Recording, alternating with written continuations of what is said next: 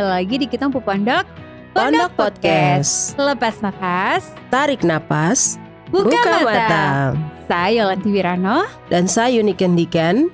Kali ini kita akan bahas tentang terhilang. Bukan terhapus. Betul sekali. Itu ada di Lukas 15 ayat 11 sampai dengan 32. ya. Tapi sebelum itu ya, Kakak masih ingat tidak yang minggu lalu?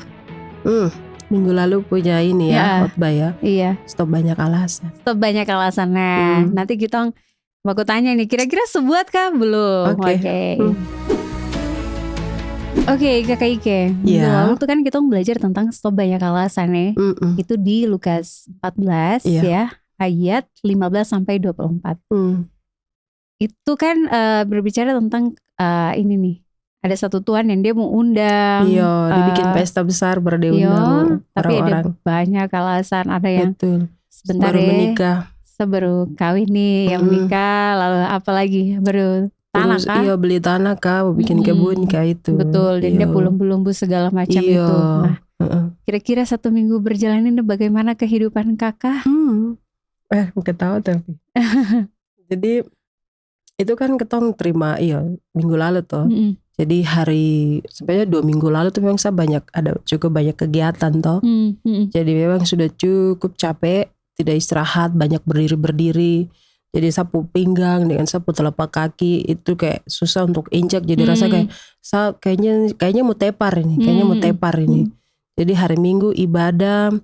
Jadi tanggal 1 saya pergi ke Jayapura, saya pulang malam sekali. Terus tanggal 2 saya ke Senggi, saya pulang juga cukup malam. Sibuk sekali. Tidak istirahat. Terus hari Sabtu tuh saya pikir saya bisa istirahat, tapi akhirnya tidak istirahat, ada beres-beres rumah. Terus sore pas mau istirahat, ada tong punya kakak di Komsel juga yang sakit.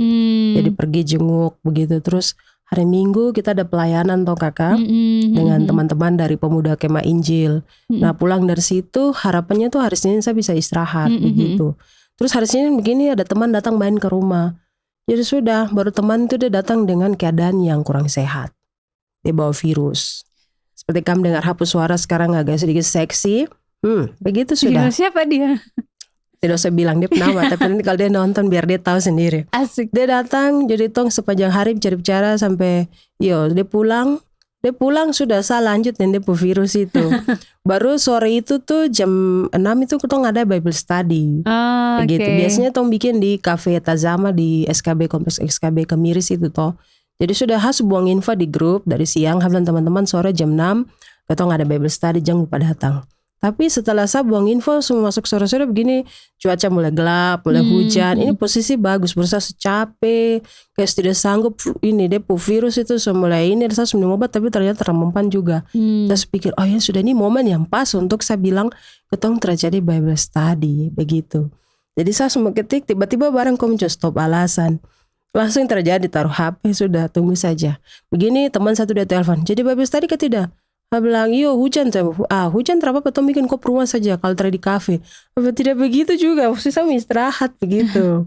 Tapi akhirnya Bible study tetap jadi, terus terjadi di kafe, jadi di sapu rumah dan hujan stop guys, begitu. Jadi maksudnya saya lihat memang saya mau bikin alasan untuk tidak buat itu, tapi kayaknya Tuhan juga terkasih biar supaya itu barang kok tidak jadi begitu. Jadi akhirnya hujan stop, teman-teman juga don datang, dan ketong mulai Bible study seperti biasa. Jadi bersyukurnya tuh Tuhan cara kerja untuk kasih ingat untuk tetap bikin apa yang jadi dia punya prioritas itu tetap jalan begitu. Walaupun memang satu situasi kondisinya tidak sehat juga. Jadi pas pulang besoknya juga saya tepar Selasa, Rabu, Kamis itu saya tepar, tidak bikin apa-apa, tidur di rumah, flu dan semua, perut sakit dan semua. Saya bilang memang sengaja. Harus itu jadi dulu baru nanti kalau sama sakit ya terserah sakit sudah begitu. Jadi bersyukur ada alasan tapi Tuhan juga dia tahu mana yang terbaik buat dia dan dia tolong gitu. Itu sih kakak. Oke. Luar biasa ya. Kalau dari saya tuh saya merasa gagal sih sebenarnya karena yang pas kita podcast itu terus besok ya itu memang ada kejadian. Malamnya itu kan kita komsel dan bukan besoknya pas hari H podcast hari itu sudah pulang dari sini. Pulang dari podcast sudah. Iya, pas pulang dari podcast terus malamnya itu ada komsel, lalu saya sudah datang di tempat gitu. Terus saya bilang, saya turun lagi tuh yang saya baru sadar kalau ternyata ada kecurian di rumah gitu. Itu buat saya punya pikiran kayak ambruk gitu, kayak gitu, pikiran gerak-gerak gitu. Jadi kayak sudah deh, asal langsung bilang ke saya punya adik, kok yang ini ya, kok yang lead komsel sudah saya dibawa saja, saya stay kayak gitu. Karena kecurian, jadi saya pikir kayak kurang aman gitu. Tapi saya belum sadar setelah semua itunya, setelah saya bilang ke saya punya Bapak Rohani, saya bilang, Bapak kecurian, jadi bagaimana ini kayak gini-gini. Ada barang yang hilang, baru ada kakak produser punya tumbler kah? Sorry ya, kecurian. Karena dia punya tumbler ketinggalan, lalu ada kue yang hilang gitu, kue ulang tahun. Mungkin dong lapar. Memang dong lapar sih gitu. Terus CCTV hilang kayak gitu. Jadi saya lebih emosi lagi kan, kayak karena nggak bisa cek bisa cek di CCTV siapa yang ini gitu. Jadi Tuhan kayak gitu, kayak sudahlah saya di sini saja kayak gitu. Nah terus setelah semua terjadi baru saya pikir, astaga, ini alasan saya tidak pergi ke komsel kah? Karena saya punya hati lagi kacau gitu. Kacau, dan akhirnya saya ambil waktu itu untuk saya worship gitu. Saya worship di kamar sendiri, aku tanya dengan Tuhan kayak gitu. Walaupun alasan saya tidak pergi ke komsel karena keadaan hati yang gitu, tetapi dengan waktu yang seperti itu saya ambil waktu dengan Tuhan juga. Tuhan, ya? Iya, sambil waktu dengan dia, saya tanya gitu kan, kayak Tuhan kenapa sih gitu saya harus kecurian kayak gitu. Sempat ada pemikiran yang kayak saya kurang apakah melayanimu Tuhan sampai kau izinkan ini terjadi ke saya kayak gitu kan. Jadi ya kembali lagi ingat Tong punya podcast yang kemarin gitu kan, kayak ya kok harus bayar harga waktu Yesus di kayu salib, ada penderitaan dan sebagainya. Dan selama seminggu itu saya memang bertanya-tanya kayak kenapa Tuhan izinkan itu terjadi gitu kan, terjadi dalam saya kalau harus kecurian begitu. Tapi akhirnya saya mengerti bahwa segala sesuatu tidak harus dimengerti, seperti murid-murid Yesus yang tidak mengerti gitu kan. Tidak apa-apa tidak mengerti. Tidak mengerti, tetapi Yesus tetap sayang dong. Dan saya juga Yesus tetap sayang saya walaupun dia izinkan ini terjadi ke saya gitu. Itu sih yang minggu lalu. Biasanya nih tiap kali ini dari Bible study yang saya tadi bilang itu juga. Biasanya kalau ada satu poin yang kita belajar dan mencoba terapkan dalam minggu itu, pasti itu biasa nanti tong tanya-tanya. Misalnya ini penerapan tentang alasan, saya pikir minggu ini tuh apa ya nanti yang mau jadi. Jadi biasa tuh sudah was-was, tapi nanti barang kok jadi tuh di waktu yang pas ada lupa sedikit saja lagi barang-barang kok masuk. Begitu. Jadi biasanya dia akan datang sesuai dengan apa yang ketong belajar, yang ketong punya teori begitu. Prakteknya tuh dia akan jadi tidak jauh dari sekitar situ. Betul sekali. Begitu. Jadi biasa kalau sudah saya bilang Tuhan. Kayak macam sapu penerapan yang bulan lalu dari Bible study yang belajar itu macam bicara tentang merendahkan diri. Salah ini ada apa yang nanti bikin saya emosi atau bikin saya mungkin susah untuk merendahkan diri. Ternyata barang itu dia datang, itu memang kayak tadi Kakak Yola bilang tidak dipikirkan begitu. Tapi ya tetap bersyukur, maksudnya itu tidak mengurangi bagaimana Tuhan sayang ketong dan orang-orang yang curi itu. Kakak Ike. Yes. Iya. Dalam kakak punya hidup dan keluarga, kira-kira ada tidak perayaan begitu yang cukup besar bagi kakak yang kakak pikir yang kakak ingat lah gitu, yang kakak pernah rayakan gitu sama-sama dengan keluarga. Kakak punya keluarga. Yang saya ingat perayaan paling besar itu waktu sapu kakak laki-laki menikah 2019 pas belum masuk COVID tapi habis banjir bandang itu. Setelah itu ada satu acara yang paling besar waktu itu dalam sapu keluarga. Jadi pas kakak laki-laki menikah dan ketong sama-sama rayakan. Ketong semua bersaudara dalam keluarga tuh belum ada yang menikah toh. Jadi pas waktu itu kakak ini yang menikah, jadi tong senang sekali, bahagia begitu. Jadi sama-sama adik kakak tong rayakan, walaupun waktu itu memang bapak juga sudah ada. begitu. Tapi ya kita masih bisa menikmati sukacita gitu kan kakak sudah menikah. Begitu. Betul sekali. Jadi itu kayak ini ya, pasti kakak rasa senang sekali toh. Jadi makanya ya dua orang bersatu senang, makanya dirayakan dengan pesta pernikahan gitu kan dalam keluarga. Dan sama juga dengan yang kita akan bahas ya kali ini di Lukas 15 ayat 11 sampai 32 tentang sebenarnya di situ perumpamaan tentang anak yang hilang ya, tentang anak yang hilang, tetapi dengan tema yang kita akan bahas ini terhilang tapi tidak terhapus ya. Terhilang bukan terhapus bukan gitu. Terhapus. Jadi kalau kita mau lihat lagi di firman Tuhan ini kan memang ada dua tipikal anak nih ya, yang sulung sama yang bungsu. Gitu. Jadi ada tiga apa di dalam apa lagi? Peran tiga peran. Iya. Ada bapak, ada dua anak ya. Bapak yang punya dua anak, satu sulung, satu bungsu, dan yang bungsu ini seperti kayak minta hak warisan. Dan biasanya kalau orang minta warisan itu kalau di budaya kan tuh kayak agak terasopan begitu karena kayak minta bapak kok mati tempo gitu, meninggal tempo. Kayak kok mati tempo kok supaya saya dapat warisan ini kak, begitu toh. Dan si bungsu ini kan langsung minta toh. Dan waktu dia minta kan bapak dia langsung kasih gitu. Dan memang pas kasih anak itu ternyata pergi ke tempat lain, ke negeri lain, berfoya-foya dan dan dia pikir dia sudah melarat bla bla bla, dan dia kembali dan terjadilah sebuah pesta karena dia bapak menyambut dia tuh senang sekali bapaknya gitu kan. Dan saya pikir rasa bahagia juga sama gitu kan, bahagianya kakak yang karena ada keluarga yang menikah. Dan dalam cerita ini juga bahagianya seorang bapak karena anak yang hilang kembali. Itu telah kembali. Dia memang hilang tetapi dia tidak terhapus sebagai anak. Betul, masih jadi bagian dari keluarga. Betul sekali sih gitu. Dan ya kalau dalam saya sih untuk perayaan begitu toh. Saya ingat hal yang dalam saya punya keluarga, Natal sih, momen Natal biasanya waktu saya ada sama-sama dengan mereka. Sekarang sudah di tanah rantau seberapa tahun? 10 tahunan apa gitu. Sudah ada orang Papua. Jadi Nona Papua Tessa. Jadi ada Nona Papua di situ. Ada Nona Papua di sini. Kita doa sama-sama gitu waktu sudah selesai pindah tahun ya, pindah tahun jam 12 gitu. Walaupun memang hanya kayak saya, kakak adik saya yang paling adik dong. Saya kan bungsu.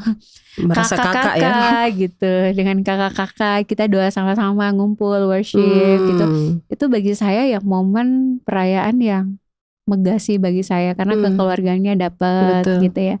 Dan juga sih pernikahan juga. Nah, setelah dari semua itu, dalam kakak punya keluarga dengan persaudaraan itu, kira-kira apakah kakak merasa hidup dalam kekeluargaannya kakak itu hidup yang harmonis atau ada persaingan di dalam kak? Oke. Jadi tadi juga bahas pikir tentang pertanyaan itu. Saya punya keluarga. Kalau bicara harmonis ini kayak semua baik-baik saja. Bapak mama hubungan baik, adik kakak. Kayak orang lihat bahagia begitu Tapi kalau saya lihat sapu keluarga, ketong datang dari keluarga yang hamba Tuhan. Sapu bapak pendeta, mama ibu rumah tangga. Tapi ketong sapu mama kandung juga sutrada begitu toh. Ini cerita cukup sensitif. Tapi kalau saya lihat sapu keluarga, ketong dibesarkan dengan sebenarnya ada banyak luka begitu. Jadi itu kalau mau bilang harmonis mungkin saya mau bilang tidak begitu. Ini cukup sedih sih. Sorry. Ya karena memang kalau bicara keluarga tuh kenanya di sini ya gitu, baper sekali gitu karena keluarga sendiri toh. Boleh minta tisu kah?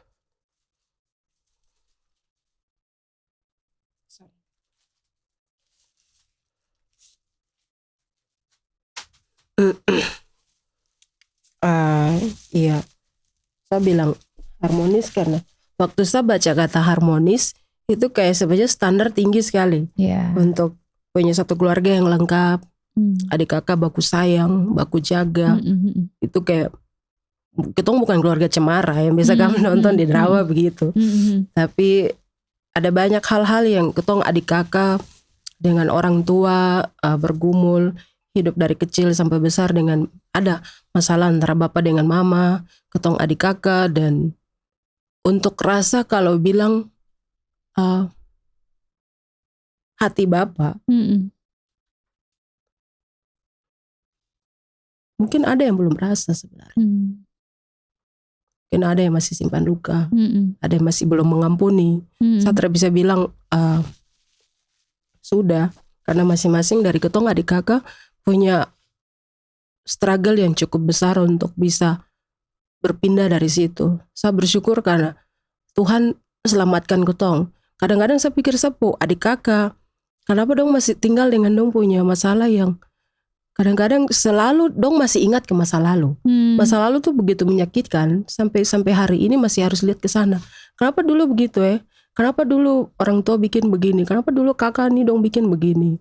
Sampai ketong bisa hidup seperti begini.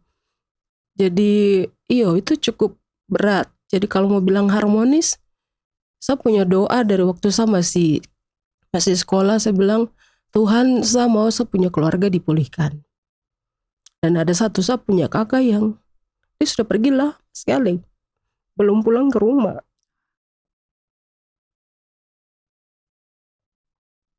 Sorry.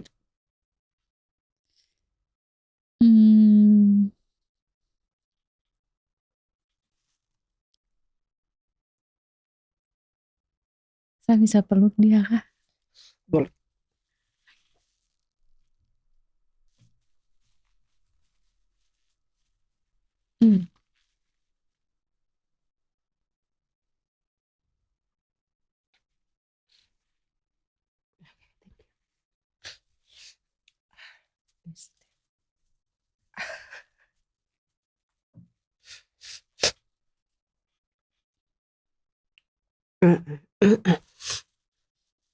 Itu cukup emosional sekali. Oh my. It's okay. Tapi itu kenyataan yang terjadi dan saya menangis karena memang sepupu kakak tuh dia belum pulang. Kakak sampai sekarang? Dia ada tapi dia seperti hidup sendiri. Gitu. Jadi satu saat pasti Tuhan akan buat waktunya Tuhan untuk bisa keluarga tuh kembali bisa pulih dan bisa harmonis. Itu semua butuh proses dan harus ikut prosesnya Tuhan. Yang saya pikir sekarang adalah saya hanya tetap bisa berdoa saja sama Tuhan dan berserah. Biar nanti Tuhan yang akan proses mereka. Pasti kalau saya keluarga nonton ini dong akan tanya-tanya kenapa kok bicara begitu.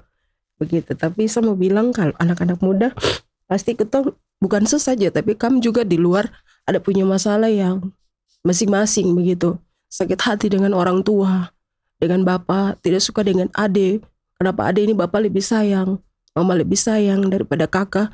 Tapi kamu tahu hubungan itu tidak mengurangi bagaimana bapak sayang sama kau, bapak di surga begitu. Jadi cerita ini memang cukup berat, tapi ini juga jadi cukup cerita tentang anak hilang. Jadi cerita yang memang benar-benar bikin ketong harus lihat kembali hati bapak itu seperti itu loh.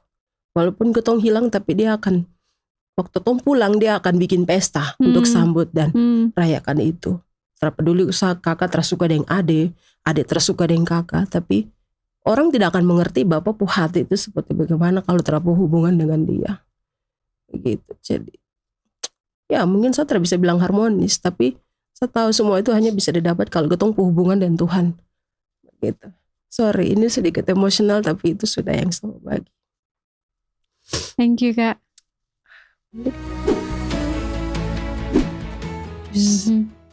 Kayaknya kakak kok ini minum coklat. Kok suka Kak minum coklat itu? Suka sekali. Dari mana? Dia berasa itu soft sekali. Ini di Magic Coffee. Karena dia punya akses itu mudah dijangkau Kakak. Depan jalan toh. Depan jalan ini. di Borobudur situ. Depan. Oh iya, rumah juga dekat, saya bisa jalan kaki situ. Kan, makanya terus pelayanannya ramah lah. Aduh, iya ketong biasa kemarin yang ketong meeting host podcast itu di situ. Iya, di situ juga. Apa nih atur dia tempat itu bagus kah? Betul. Ketong dulu hampir lupa jam, isu tengah malam bertemu. Betul, 3 jam ya sih. Minum saking enaknya gitu. Dan juga di sana tersedia juga kopi, ya. Ada kopi juga. Memang saya minum coklat, tapi di sana juga ada kopi. Ada kopi gula aren juga dan lain-lain pastinya. Gak gitu. tahu saya minum kopi tapi suara lagi begini jadi. Gak apa-apa. Makanya saya minum coklat sudah. Ya sudah. Kakak minum lagi, saya ngerasa. Minum. Enak. Mau kasih habis tapi ya. Nanti lanjut sudah. Ya oke sudah. Baik. Kakak Yola bicara tapi. Yo lanjut. Tadi tuh kita udah pembahasan sampai di mana? Oh, tadi kan kita bilang tentang ini toh. Saya tadi banyak cerita dan menangis juga tentang keluarga yang saya bilang tidak harmonis begitu. Dan ya mungkin yang lain-lain juga. Tapi kita ngelihat kalau dicerita tentang anak yang hilang ini macam dong keluarga juga sebenarnya terharmonis ya. Sebenarnya sih Kak. Adik kakak nih, yang kakak nih dia kayak tinggal kayak macam ada masalah kalau dalam dia rumah begitu. Dia tinggal bicara dia bapak nih sampai waktu adik pulang bapak bikin pesta begitu. Untuk dia saja bapak bikin pesta baru. Nah, menurut kakak ini bapak ini berhikmat kah tidak waktu dia bikin acara ini untuk dia anak bungsu pulang ini? Betul sekali. Bilang hikmat jadi saya minum sekali lagi Kak. Oke, baiklah. Sabar, ambilin dulu. Kenapa bisa ada kunci? Terlalu enak minum jadi saya lupa. Baik. Betul, kalau mau dilihat-lihat nih Kak, sepertinya tidak berhikmat karena begini. Ini kan ada 2 orang anak toh, sulung sama yang bungsu. Jadi kita juga bisa melihat ada 2 sikap di sini, ya, sikap anak pertama dan sikap anak bungsu. Ya. Jadi si anak bungsu ini kan minta haknya pergi berfoya-foya kan. Nah, pergi berfoya-foya sampai Kak di situ tuh saya melihat karena kan dia banyak uang nih, ya, dia banyak uang, jadi kayak teman-teman semua datang ke dia. Nah pas uangnya terada, dia teman-teman juga hilang, uang habis, teman pun habis, gitu toh. Lah setelah dari situ terada uang, jadi melarat yang betul-betul kehilangan gitu. Kalau kita lihat lagi kalau digali dalam bahasa aslinya gitu, melarat betul-betul kok kehilangan, kok gagal, kok gagal, tidak punya apa-apa begitu. Tidak punya apa-apa Kakak. Saking melaratnya di situ kan. Si anak bungsu ini dia makan ampas makanan babi. Minta maaf saya harus bilang ini, tapi memang tercatat di situ tuh di firmannya sampai dia makan ampas makanan babi. Nah, ini menarik sekali gitu Kak.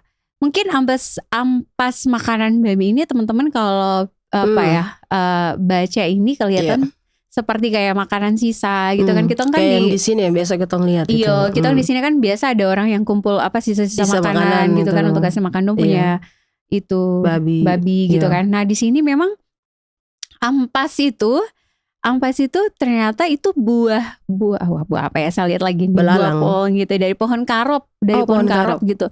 Jadi ini pohon ini hanya terdapat di Palestina gitu. Jadi ini juga salah satu makanan yang dimakan oleh Yohanes Pembaptis. Yang belalang itu gitu. Hutan. Jadi bentuk buahnya itu seperti ini. Kalau teman-teman tahu pete, ya, hampir sama seperti itu. Jadi itu memang ampas dari buah ini yang dimakan gitu. Dan biasanya orang-orang saat itu, konteks saat itu adalah mereka kasih makan babi karena untuk penggemukan babi, gitu. Supaya lebih gemuk. Jadi mau kasih gemuk makan itu guys. Untuk menggemukkan babi mereka kasih makan ampas itu gitu. Dan memang itu makanan untuk orang-orang yang kalangan bawah. Kalangan bawah. Jadi bayangkan saja si anak bungsu ini saking melaratnya ya udah makan itu. Ada satu yang ini kakak yang tentang makanan itu.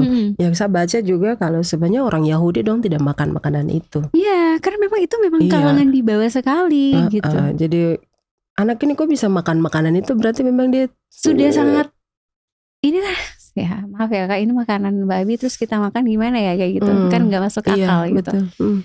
Jadi di sini terlihat bahwa anak ini sudah buat seperti itu, akhirnya makan makanan yang seperti itu, mau makan makanan seperti itu, dan akhirnya dia menyadari kayak, aduh, saya sudah berdosa nih, gitu. Saya sudah berdosa dan saya harus kembali lagi ke punya bapak.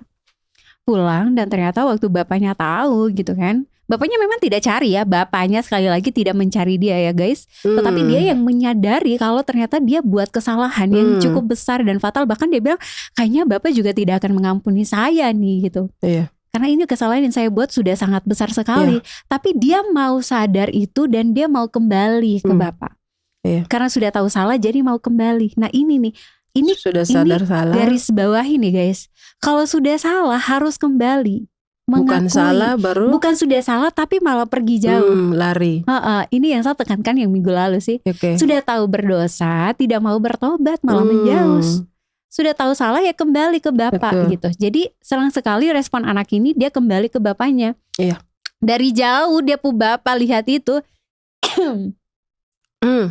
Langsung ya, sungguh pelayan-pelayan hamba-hambanya, hamba-hamba tolong siapkan segala sesuatu yang sama anak ini butuh. Mau bikin pesta ini, sambut dia dengan pesta gitu kan. Nah, memang di situasi itu secara logik manusia kayak Bapak dia habis kok berarti berkenapa kok mau sambut dia dengan pesta dan jubah, bahkan dikasih cincin juga. Iya, dikasih jubah lagi. Iya, jubah dan cincin sebagai tanda kalau kok ini sapu anak gitu, bagian dari keluarga ini gitu. Yang tatanya cukup tinggi lah begitu. Jadi waktu tadi waktu kakak bilang dia makan makanan itu, dia kayak lagi sebenarnya emang itu sudah di level bawah sekali. Jadi kayak memang sudah di rumah, bapak per rumah makanan enak-enak.